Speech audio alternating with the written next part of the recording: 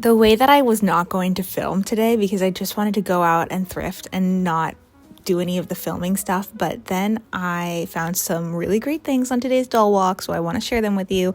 But just for your knowledge, this is what I was doing. I was on the floor the entire time going through all these bins. So here we go. Let's get started. We're actually going to start off with the cursed content because here is this little unicorn Cabbage Patch who's so cute.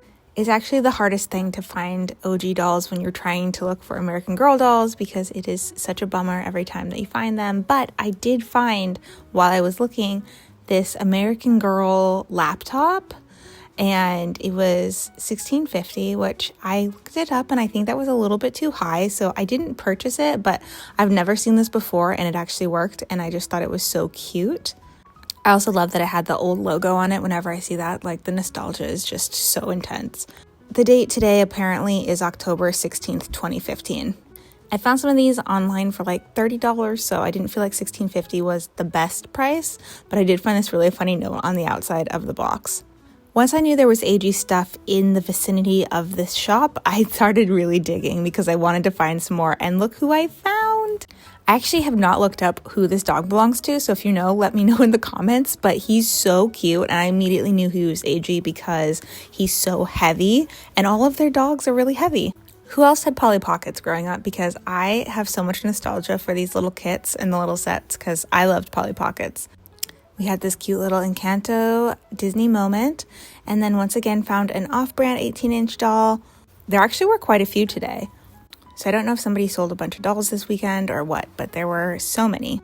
I actually kind of laughed to myself because I thought this looked like Katy Perry when she's like in space.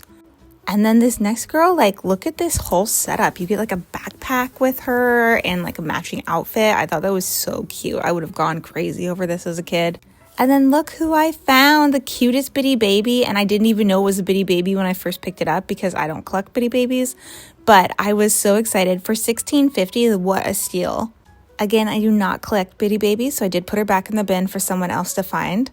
And actually, this 18-inch girlie was so, like, wind-swept and looked like she was going straight to the beach. Then I found Elsa, but it's, like, the little kid Elsa, which I thought was really cute. Her hair was quite wild, though. Sometimes I wish I could get into Disney dolls, but I just can't open that door. I also found the Anna, and I decided that she needed to be in the same bin as Elsa, so I did pick her up and put her next to Elsa so that they could be in the bin together.